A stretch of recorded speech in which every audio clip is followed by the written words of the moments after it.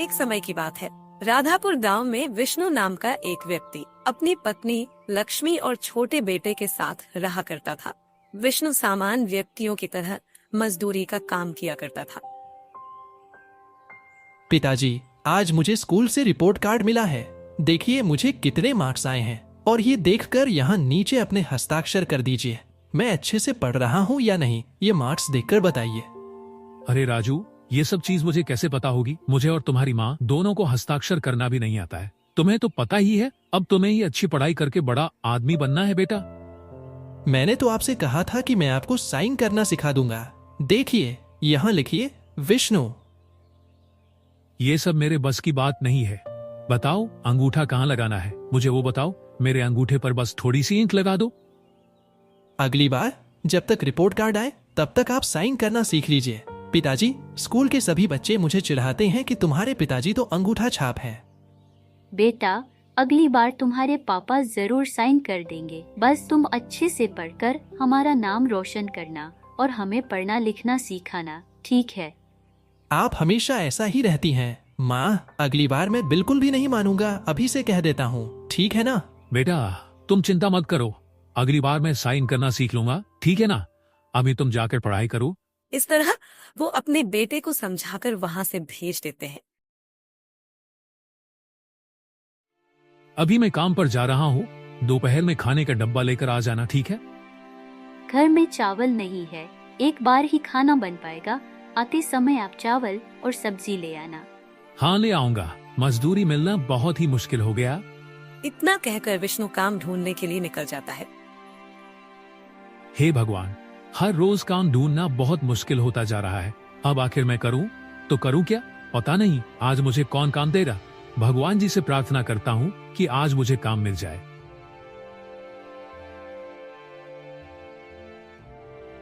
क्या रे विष्णु, आज आने में इतनी देर कैसे हो गई? तुझको ये देख, तेरे लिए बोरियां पड़ी हुई है। इन बोरियों को गोदाम में डालना है। अगर थोड़ी देर और की है ना तो मैं दूसरे मजदूर को बुला दूंगा। आप ऐसा मत करिए सेठ जी, कल आपने मुझे काम दिया नहीं था, इसलिए आज देर से आया हूँ। कल से मैं जरूर जल्दी आऊंगा, लेकिन आप काम और किसी को मत दीजिए। आपसे मिलने वाले पैसों से मेरा बहुत सा खर्चा निपट जाता है। ठीक है, इन सभी बोरियों को गोदाम में डाल देना। शाम तक एक गाड़ी और आ जाएगी। इसके बाद विष्णु इस बैलगाड़ी से एक एक करके बोरियों को गोदाम में रखना लगता है।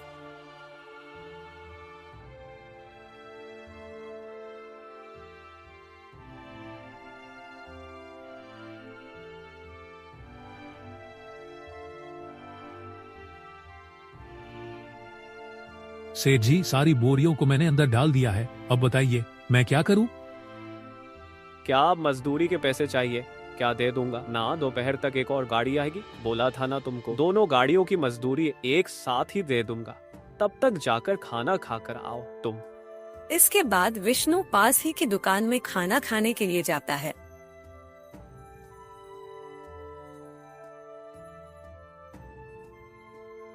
गोविंद, 2 आलू के पराठे दे दो।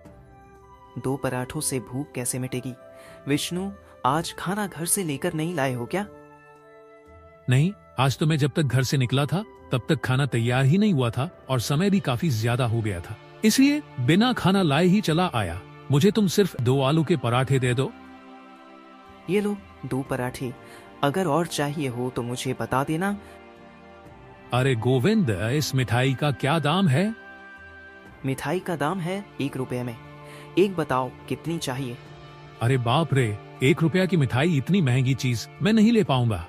अरे मैं तो बस ऐसे ही पूछ रहा था, तो मुझे केवल एक चाय दे दो। और हाँ गोविंद, इन सभी के पैसे मैं तुम्हें शाम को दे दूंगा।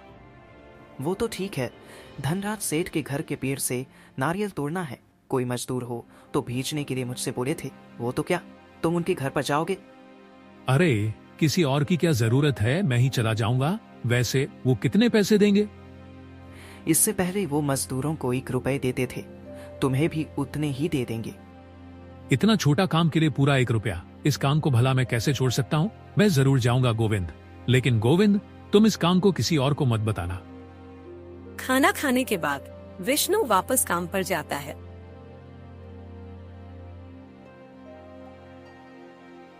क्या रे, जहां पर भी जाते हो वहीं पर ही रह जाते हो। मैं गाड़ी का इंतजार कर रहा था, लेकिन अब 2 गाड़ियां आ गई है। तुम शायद एक ही गाड़ी का सामान गोदाम में डाल पाओगे। मुझे लगता है कि दूसरे मजदूर को बुलवाना पड़ेगा। नहीं सेठ जी, आप ऐसा मत कहिए। इन दोनों बैलगाड़ियों की बोरियों को मैं ही गोदाम में डालूंगा।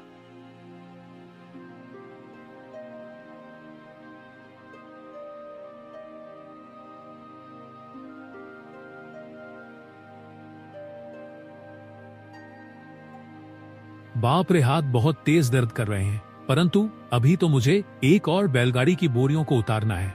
हे भगवान, मुझे दूसरी बैलगाड़ी को खाली करने की शक्ति देना। आज चावल के साथ साथ बहुत सारा राशन का और सामान भी घर लेकर जाना है। फिर वो धीरे धीरे करके दोनों बैलगाड़ियों की बोरियों को उठाकर गोदाम में रख देता है। सेठ जी, दोनों बैलगाड़ियों की बोरियों को गोदाम ने अच्छे से लदा दिया है। अब कृपया करके मुझे मेरी मजदूरी के पैसे दे दीजिए। सुबह शाम दोनों वक्त के मिलाकर पूरी 3 गाड़ियां हैं। एक गाड़ी के 5 रुपए है, तो 3 गाड़ियों के मिलाकर तुम्हारा हुआ 15 रुपए। सेठ जी, आपका बहुत बहुत धन्यवाद। कल सुबह मैं जल्द ही आ जाऊंगा। इसके बाद विष्णु उन पैसों को लेकर गोविंदा के पास जाता है। ये लो गोविंद, सुबह की चाय और आलू के पराठे के पैसे बराबर है ना? हाँ हाँ बराबर है, लेकिन आज सुबह धनराज सेठ आए थे। तुम आओगे ऐसा बोला था ना तुमने? मैं जरूर कल उनके घर जाऊंगा। अरे गोविंद, जरा ये मिठाई भी दे दो। अच्छा, आज तो मजदूरी से पैसे कमा कर आए हो, मीठा खाने का मन हो रहा है क्या? नहीं, ये मेरे लिए नहीं है, ये तो मैं अपने बेटे के लिए ले रहा हूँ। उसको ये मिठाई बहुत ज्यादा पसंद है। वो पिछले बहुत दिनों से मांग रहा था, इसलिए आज लेकर जा रहा हूँ। तुम्हारे बेटे के पढ़ाई लिखाई के लिए तुम कितना मेहनत कर रहे हो विष्णु? क्या करूँ गोविंद, मेरी इकलौती औलाद है। मैं जो कुछ भी करता हूँ सब उसी के लिए ही तो कर रहा हूँ। चलो ये लो मिठाई के पैसे। इसके बाद विष्णु रास्ते से चावल और सब्जी लेकर घर जाता है।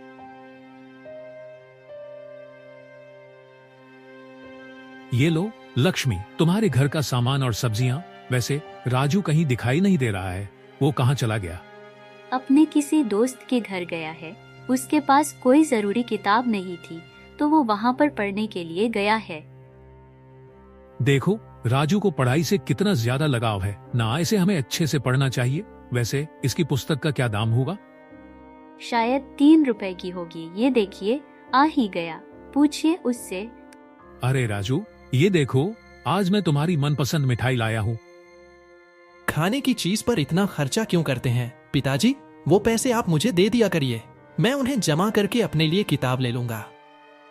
ठीक है, मैं उसके लिए भी तुम्हें पैसे दे दूंगा। पहले ये लो, इस मिठाई को तुम खा लेना। चलो अब बताओ, तुम्हें पुस्तक खरीदने के लिए कितने पैसे चाहिए? मुझे बता दो, मैं ला दूंगा। मुझे कुल मिलाकर 6 रुपया चाहिए। मुझे 3 किताब लेनी है, वो मेरे पास नहीं है। ना तो मुझे हर रोज अपने दोस्त के घर जाना पड़ता है। ये लो, ये तुम्हारे 6 रुपए। इनको ले जाकर पुस्तक खरीद लेना, और तुम्हें और भी कुछ चाहिए तो मुझसे मांग लेना, लेकिन तुम्हें दिल लगाकर पढ़ाई करनी होगी, ठीक है ना? क्यों जी, आज आप पूरे घर का सामान लेकर आए हैं, बेटे के लिए मिठाई लेकर आए हैं और किताब के लिए पैसे भी दे दिए। इतने पैसे कहाँ से आए जी आपके पास? कहाँ से आए हैं इसका क्या मतलब? आज तो 2 गाड़ियां ज्यादा आई थी सेठ जी की दुकान पर, इसलिए आज मुझे पूरे 15 रुपए मिले थे। अच्छा, अगर रोज ऐसे ही पैसे मिले तो कितना अच्छा होगा जी। बहुत अच्छा होगा, लेकिन उन बोरियों को उठाने की ताकत भी तो मेरे अंदर होनी चाहिए ना। आज तो इतना ज्यादा काम करके मेरा पूरा शरीर टूट रहा है, लेकिन हम कर भी क्या सकते हैं? जब काम मिलता है तो इतना ज्यादा मिलता है, और नहीं मिलता तो पूरा दिन खाली ही चला जाता है। जब काम आता है तो इतना काम आता है, और नहीं आता है तो 2-3 दिन तक आता ही नहीं है।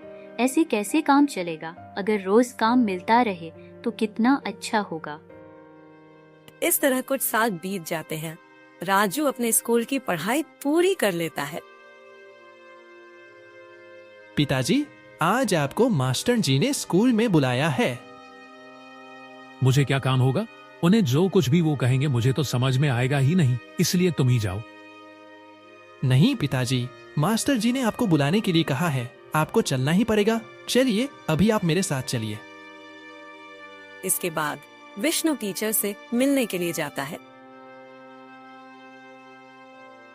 राम राम मास्टर जी। वैसे मास्टर जी, आपने मुझे क्यों बुलाया?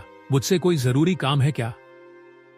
देखो विष्णु, तुम्हारा बेटा पढ़ाई लिखाई में बहुत अच्छा है। यहाँ के सारे बच्चों से बहुत अच्छा पढ़ने वाला विद्यार्थी है वो, इसीलिए मैं तुम्हें एक सलाह देता हूँ।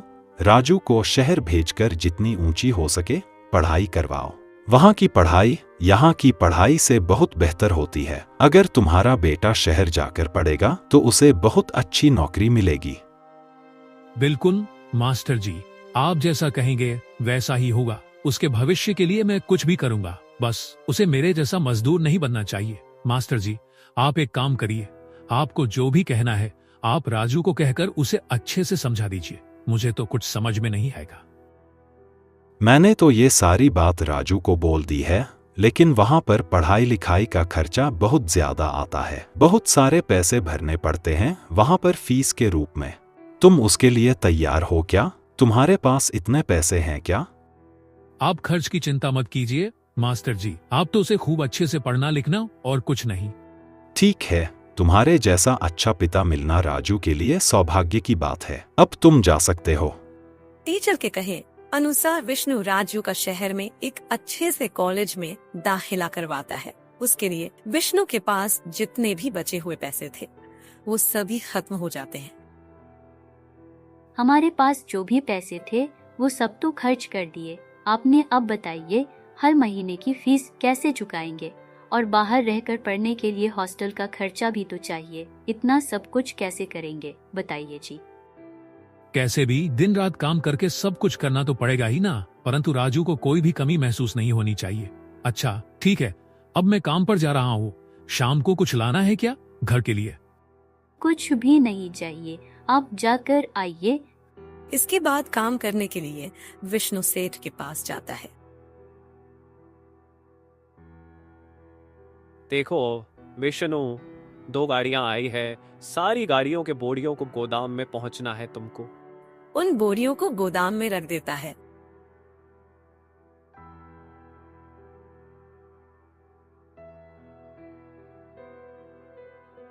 सारी बोरियां अंदर लग दी है सेठ जी। ये लो, मेहनत के रुपए पूरे 12 रुपए है। सेठ जी, इन पैसों को आप अपने ही पास रखना। अगर शाम तक और कुछ गाड़ियां आ जाएंगी तो पूरे मिलाकर एक ही बार में दे देना। आज और कोई गाड़ी नहीं आने वाली है। ये पैसे लेकर अपने घर चले जाओ। कल सुबह थोड़ा जल्दी आ जाना और 2 गाड़ियां आएंगी। उन पैसों को ले जाकर विष्णु गोविंदा की दुकान पर जाता है। गोविंद, एक आलू का पराठा दे दो। आओ विष्णु, आ गए। तुम्हारी ही राह देख रहा था मैं। ठाकुर जी किसी मजदूर को भेजने के लिए बोल रहे थे। उनके खेतों में थोड़ा सा काम होना है। अच्छा ठीक है, अभी जाता हूँ। ये लो, चाय पराठे मांगे थे ना, बगैर चाय पिए कहाँ जा रहे हो? वापस आकर पी लूंगा, लेकिन अगर इतने में उन्हें कोई नया मजदूर मिल गया तो मेरा तो काम छूट ही जाएगा। तुम्हारे बेटे के पढ़ाई लिखाई के लिए तुम कितना मेहनत कर रहे हो विष्णु। इसके बाद ठाकुर जी के खेतों में काम खत्म करने के बाद विष्णु अपने घर जाता है। क्या हुआ जी, आज तबीयत तो ठीक है ना? बहुत उदास दिखाई दे रहे हो आप। ऐसा कुछ भी नहीं है भाग्यवान, आज के दिन 4 गाड़ियों की बोरियां उठानी पड़ी थी मुझे, इसलिए कुछ ज्यादा ही थकान हो रही है। आपसे मैंने कितनी बार कहा है कि ज्यादा काम मत कराइए। अब देखिए आपकी कमर दर्द हो रही है। जब हमें काम चाहिए तब काम नहीं मिलता, इसलिए हमें जब भी काम मिले चुपचाप कर लेना चाहिए, तभी तो हम कुछ पैसे कमा सकेंगे। ऊपर से राजू को पैसे भेजने का समय भी नजदीक आ रहा है। देखिए सारी कमाई अब उसकी पढ़ाई में खर्च हो रही है। अगर वो गांव में पढ़ता तो इतना कष्ट ना होता जी। वो बहुत अच्छा पढ़ता है लक्ष्मी। हम अगर एक अच्छे से कॉलेज में दाखिला दिलाएंगे तो उसका भविष्य उज्जवल होगा ना, इसीलिए तो मैं दिन रात एक करके काम कर रहा हूँ। अरे चलो छोड़ो, तुम इन बातों को भूल जाओ, पहले कुछ खाकर सो जाते हैं। कल सुबह जल्दी आने को सेठ जी ने बोला है मुझे। इस तरह हर छोटा बड़ा काम करते हुए 1 रुपया भी ना छोड़ते हुए सारे पैसे इकट्ठे करता है और उन पैसों को लेकर पोस्ट ऑफिस जाता है। देखिए पोस्ट मास्टर जी, ये कुछ पैसे हैं, इनको आप मेरे बेटे को भेज दो। देखो विष्णु, हर महीने इतनी ज्यादा पैसे अपने बेटे को बेचते हो, आखिर तुम्हारा बेटा क्या पढ़ रहा है? अब मुझे क्या पता पढ़ाई का इतना खर्चा होगा, बोलकर वो मुझे संदेश भेज देता है।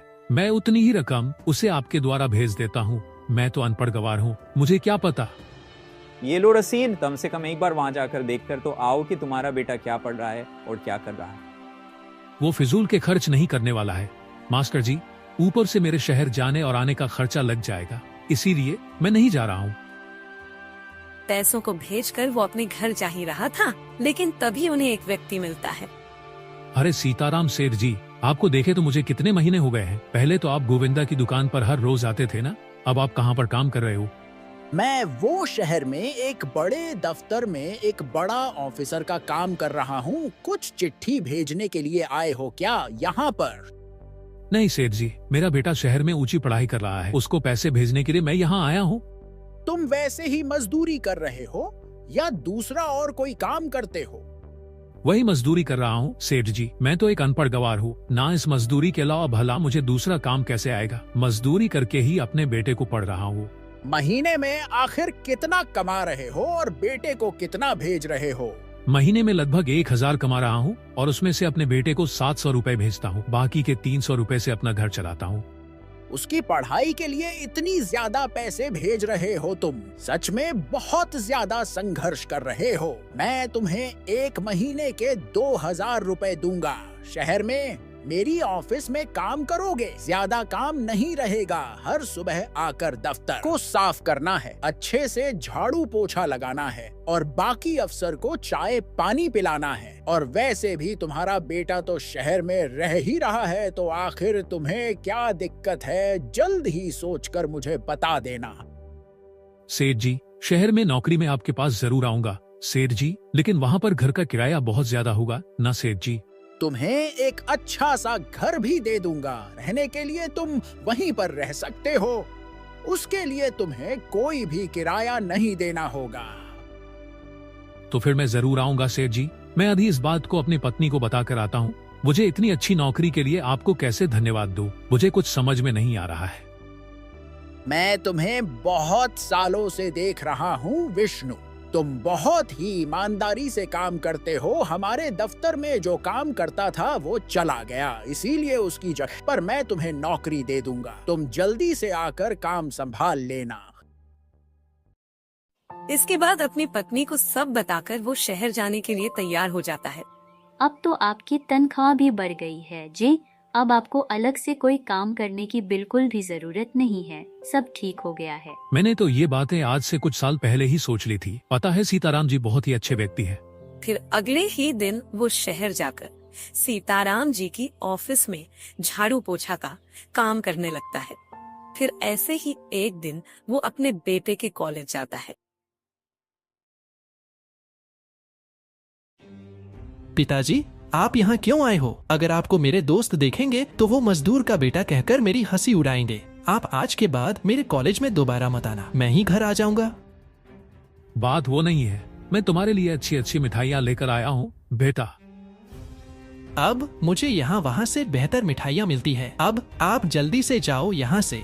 वहाँ से लौटने के बाद उसका दिल बहुत ज्यादा दुखी हो जाता है, परंतु घर पहुँचकर वो अपनी पत्नी को कुछ भी नहीं बताता। फिर ऐसे ही कुछ महीने बीत जाते हैं और राजू की पढ़ाई खत्म हो जाती है, तो वो अपने पिताजी के घर आता है। कितने दिनों बाद घर आए हो बेटा? इतना पास रहकर भी आने का मन नहीं करता क्या? तेरे पिताजी से जब भी जाने का कहूँ तो पढ़ाई में बाधा होगी, ये कहकर बात टाल देते हैं। मेरी और तेरे पास मुझको जान ही नहीं देते। अरे वो वहाँ पर ठीक से पढ़ रहा है, अच्छे से तरक्की कर रहा है, हम भला क्यों जाकर उसका समय बर्बाद करें? अब तो तुम्हारी पढ़ाई खत्म हो गई है, अब तुम क्या करने जा रहे हो? वही बात बताने के लिए मैं यहाँ पर आया हूँ। कल मेरा इंटरव्यू है एक ऑफिस में सीताराम सेठ जी के पास। वो बहुत बड़ा ऑफिस है, उसमें नौकरी मिलना बहुत बड़ी बात है। हाँ ये तो ठीक है बेटा, सही समय पर वहाँ पर वेतन देते हैं और तो और वेतन भी बढ़ा देते हैं। अगर तुम्हें वहाँ पर नौकरी मिल गई तो तुम्हारा भविष्य उज्जवल हो जाएगा। वो सब तो ठीक है, लेकिन अगर मैं उस दफ्तर में ऊंचे पद पर नौकरी करूंगा और तुम उसी दफ्तर में झाड़ू पोछा लगाओगे तो कैसा लगेगा? इसीलिए तुम उस दफ्तर में किसी को भी मत बताना कि मैं तुम्हारा बेटा हूँ और मैं शहर की दूसरी जगह पर अलग से घर लेकर रहूंगा। बस यही बताने के लिए आया था तुम दोनों को। ठीक है, अब मैं जा रहा हूँ। हाँ, तुम जो कुछ भी कह रहे हो वो भी ठीक है। तुम वहाँ पर अधिकारी बन जाओगे और मैं वहाँ पर झाड़ू पोछा लगाऊंगा तो तुम्हारी बदनामी होगी। इसीलिए मैं तुम्हारा पिता हूँ। मैं ये बात कभी भी किसी को नहीं बताऊंगा। तुम बिल्कुल भी चिंता मत करो, बस तुम खुश रहो। इस तरह इंटरव्यू के बाद राजू को नौकरी मिल जाती है और ऑफिस में अगर उसके पिता कभी सामने आते हैं तो राजू अनजान बन जाता है। फिर ऐसे ही कुछ दिन बीत जाती है और राजू की माँ बीमार हो जाती है। तो ये बात बताने के लिए विष्णु राजू के पास जाता है। इतनी छोटी सी बात बोलने के लिए क्यों आए हो पिताजी? ऊपर से इतने पास आकर भी बोल रहे हो। देखने वाले क्या समझेंगे? अब चुपचाप जाओ यहाँ से, मैं शाम को आ जाऊंगा। फिर उसी दिन शाम को उस ऑफिस के सबसे बड़े अधिकारी सीताराम जी राजू को बुलाते हैं।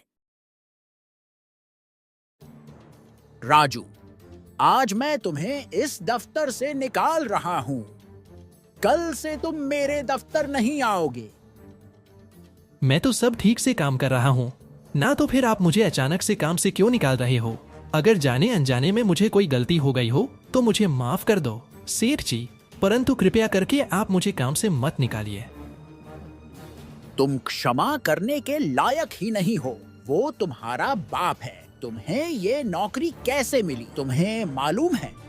तुम्हारी पढ़ाई खत्म होने के बाद तुम्हारे पिता ने मुझे तुम्हारे बारे में बताया था। तुम्हें नौकरी देने के लिए मुझसे विनती की थी। इसीलिए मैंने तुम्हारे पिता की बात मानकर तुम्हें इंटरव्यू कार्ड भेजा था। यानी कि तुम्हें ये नौकरी केवल तुम्हारे पिता की अच्छाई की वजह से मिली है। तुम जैसे 1000 लोग मिल सकते हैं, तुम्हारे पिता जैसा नहीं। तुम्हें उसने कितने संघर्ष से पढ़ाया था, ये बात केवल मुझे मालूम है। ऐसे पिता का तुम अनादर कर रहे हो, मैंने कभी सपने में भी नहीं सोचा था।